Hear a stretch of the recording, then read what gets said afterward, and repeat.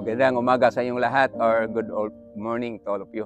So nagtaka kayo bakit may mga upuan dito dito sa labas. So may nakasalubong kasi ako sa daan is isang sikat na hindi ko alam kung ano siya, vlogger ba yun o nawa sa mga station. Basta sabi niya is napanood daw niya yung mga vlog ko tapos gusto niya magbuhat ng interview sa akin, kaya natutuwa ako. So bilang kadagdagan na rin sa aking paggagawa ng vlog, sabi ko sa kanya, pwede ba maglagay na lang ako ng camera nang mag-interview sa akin. So ang i-interview sa akin about my life in making bonsai and also yung motorsiklo ko, paano manatili na na-maintain namin yung motorsiklo. So it's 9 o'clock na in the morning. Tapos naghintay ako, sabi niya 9 o'clock or before 9 o'clock mapunta na siya dito sa bahay. So siguro na traffic siguro kaya matagal. So hintay-hintayin ko na lang. Baka hindi pa. Asa na dagway ito?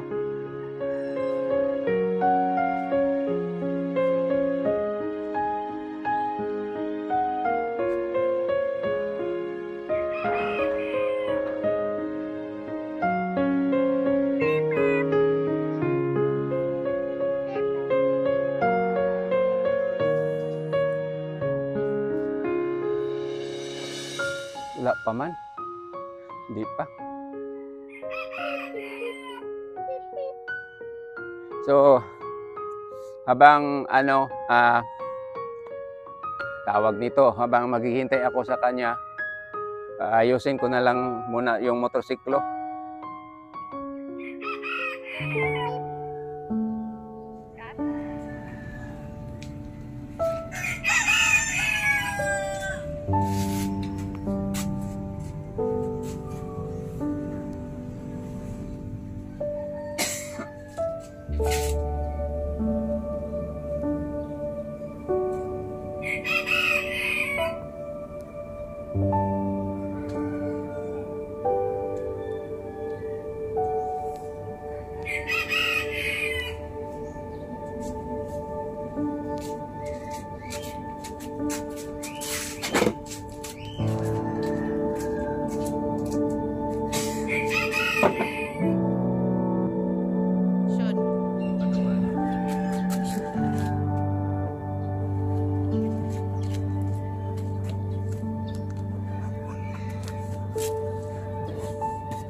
Tapos ko na maglinis itong motorsiklo, tapos around 11 o'clock na hindi pa siya dumating.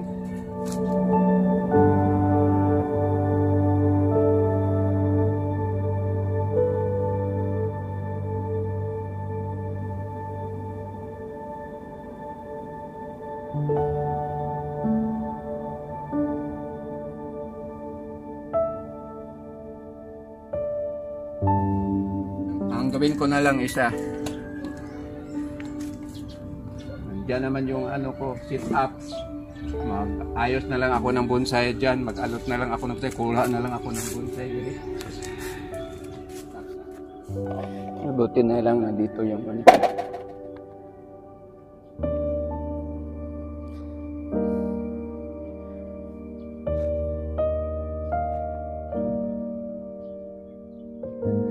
magtrabaho na lang ako dito. Habang magtatrabaho ako, kahit hindi man siya magpunta o magpunta man siya dito, hihintayin ko na lang yung yung kanyang pagdating. So maglagay ako ng allowance until 12 o'clock habang nagtatrabaho itong isa kong bonsai materials dito. Tapos pag hindi siya dumating, ang gawin ko isuli ko na lang itong mga upuan sa loob yun, sa sulod sa balay. So It's so many happen or lagi na nangyari ito sa akin. Bangko. Kasi akong bangko.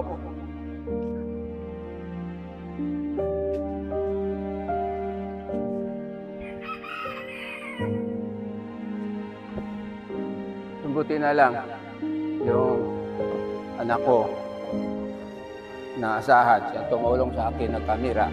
So at least tumutuyok. So kahit hindi siya magpunta, patuloy ko lang din ang pagbablog ko. Kasali na yung video ko kanina na naghintay ako sa kanya. So ganun din itong materials na ito. Ang nag-alot nito is yung asawa ko. Tapos, ano din, bibili ng gyapon niya og mga tuod-tuod.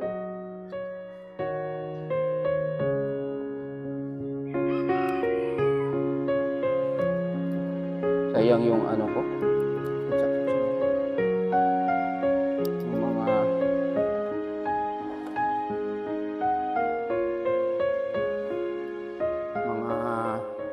naman yung sinina ko nga inandam, itaguan ko to na kog maayo.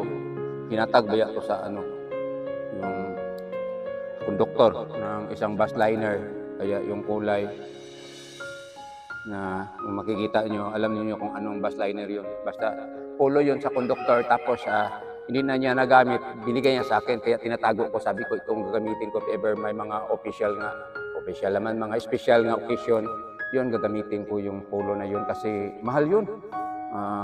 Anong brand yun? Abacus yun? Yung brand na Lacoste, no? Lacoste. Yung mga sikat na brand na polo.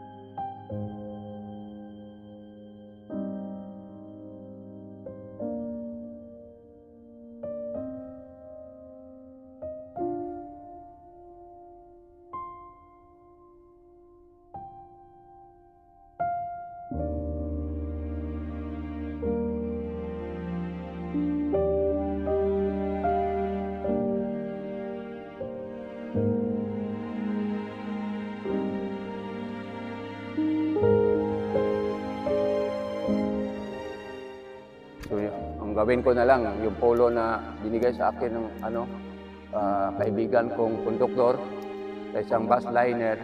Na lang, laban ko na, tapos tago ko ulit for another na kung may special occasion pang darating sa buhay natin. So, huwag ka puman. Maghihiwi na po do. Ano yung kinabuhian.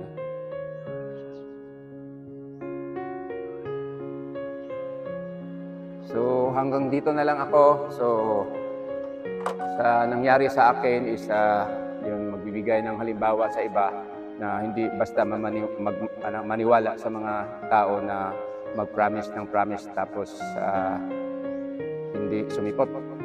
So mabuti na lang is may na-share din ako sa inyo na bonsai trabaho ko for this morning.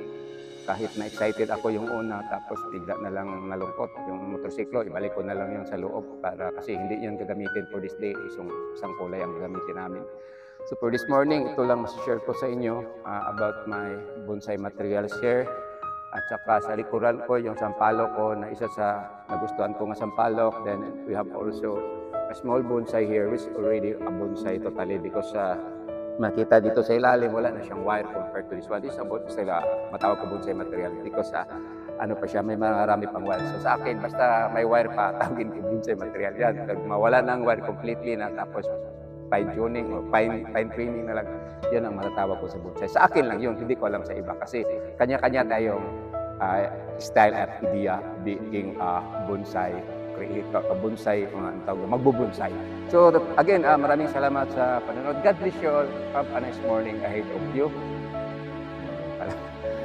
Hindi na morning, siguro mga 12 na ngayon. So have a nice noon ahead of you. Bye-bye. I dare you to fix me. I'm crossing the line again, falling on my knees. Goy, nitong ha. No stranger to pain. It's never ending. It's only something I can't forget. My heart won't let it rest, but you keep on forgiving.